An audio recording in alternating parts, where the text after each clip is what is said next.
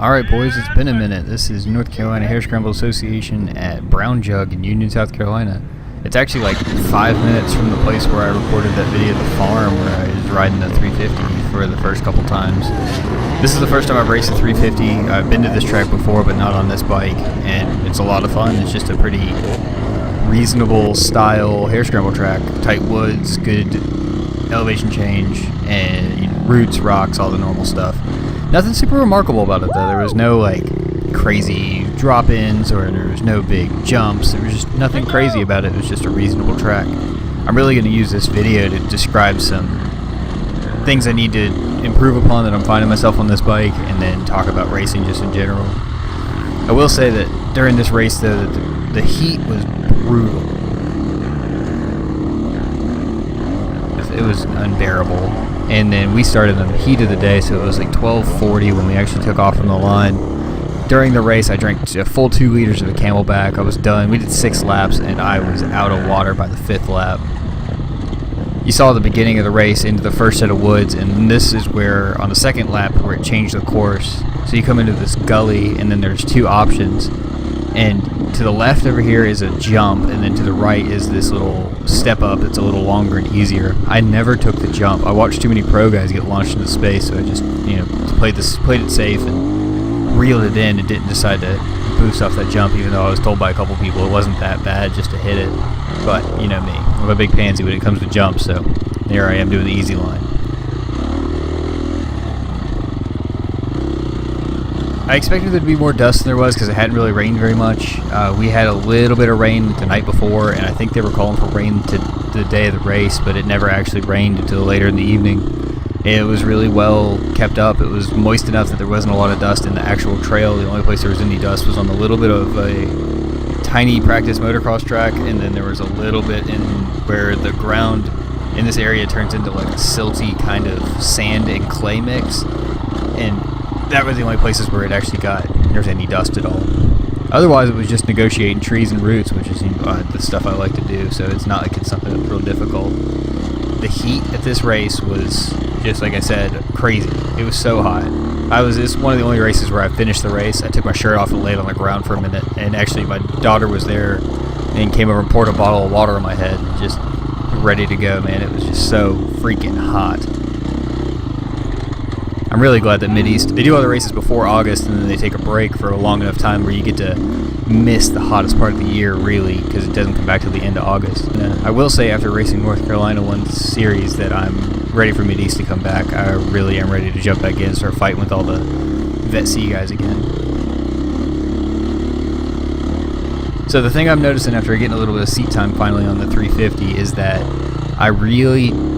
the weight isn't that big a difference from the 300, but I do notice it later on in the race, so I need to start working on getting stronger to maintain the bike later on in the race and not let it get real squirrely, because it seems like mistakes on the 350 are much more dramatic than they were on the 300. The 300 could throw you into the woods pretty quick, but the 350 seems a lot more aggressive. So it's something I'm going to be able to overcome eventually, but right now it's a little much to handle when I'm fully exhausted.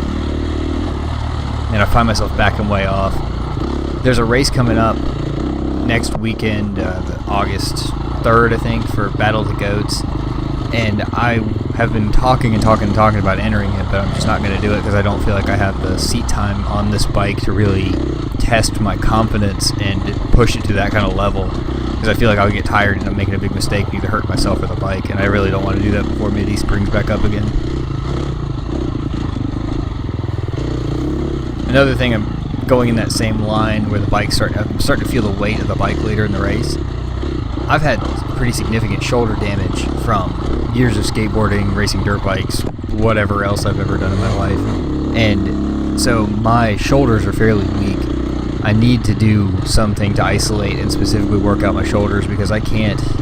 By the end of the race, the thing that gets me the most is where I start dropping my shoulders into turns. It's just because that I just can't keep my arms up anymore. And it's a real weak point for me that I'm aware of. I just haven't done anything to fix it yet. I did get a mountain bike because one of the big things I had was endurance. So I was having problems, pushing for the full race. And now that I'm pretty consistently getting to the point where I'm running the full race time. You know, I'm doing the extra laps. I do notice that my endurance was not where I wanted it to be, so I got back on a mountain bike and started riding that again. I'm going, I ride 3 times a week, and I can really immediately tell a difference in my endurance. Even though at this race it wasn't really a good gauge because of just the heat was a whole different thing I wasn't prepared for, even though I have been riding in the heat.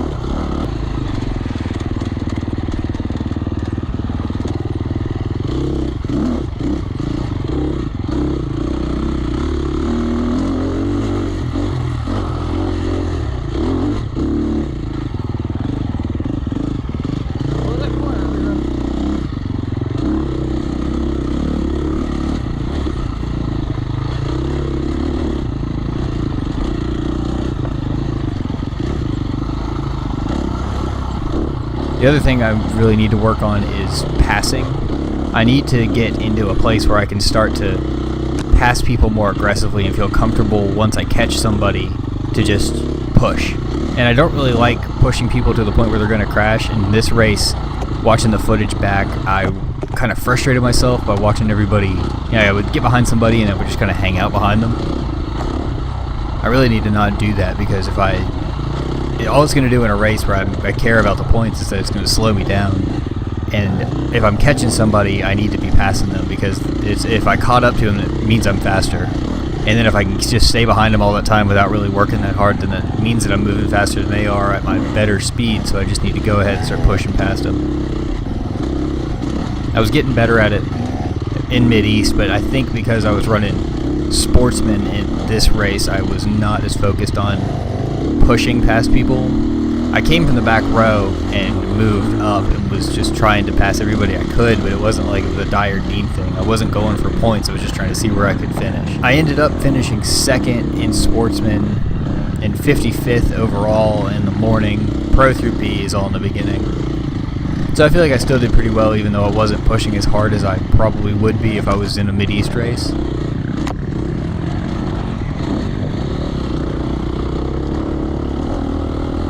I was spending too much time just sitting behind people and letting them dictate my speed, which I need to not do. I will say that one of the things I was noticing about this bike is that I'm super comfortable in it in the tight garbage stuff. So in the really tight trails here, it didn't feel any different. This bike didn't feel any different than my 300 ever did. So it was something that was really easy for me to ride and really easy to get comfortable with, moving quickly through the trees. Another thing I need to work on is motocross. I don't do any motocross. I don't jump anything. I don't know how to gauge jumps. I'll do them if they're easy, like that little double back there. And it's not like I'll just careen down a hill. I don't care about that, or just try to go up a hill, but I'm not going to just huck myself over some jump without knowing exactly what I need to do every time. So something I think I'm going to work on is trying to get into more of a motocross feeling, or at least where I can do some basic negotiation of a motocross course without having to do a blind lap first, just be able to see a jump and kind of hit it. It's nice to still be seeing improvements and then be able to jump on this bike and not really lose anything, but even though coming back to a 4-stroke is a whole different animal.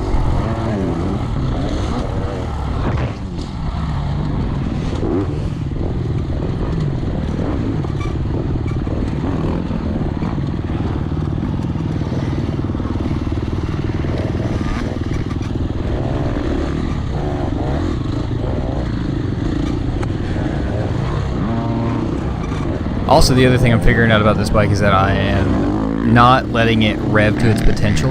Watching this guy go past me, and I don't know, he's on a YZ something, but watching him come past me and just hearing his bike scream, I don't know if I'm going to be doing that, but I never let this bike rev out. I need to just let it, really twist it, let it go, because I'm not pushing it to its potential, or even really getting to the edge of its potential. I need to just be pushing it as hard as I can. Like I said, this course was a lot of fun. It didn't have any super remarkable features. It was just kind of a really well laid out course. Vance Earl does a really good job of laying courses out, and then this kind of property is something that I'm pretty used to riding, because the other places I ride, one of them is literally like a quarter mile up the street from this course. So overall, it was a lot of fun. I'm glad I went and did it. The heat was brutal. The race was fun. I figured out some new stuff about what I need to do racing-wise, and I'm really, really excited about getting back in the Mid-East.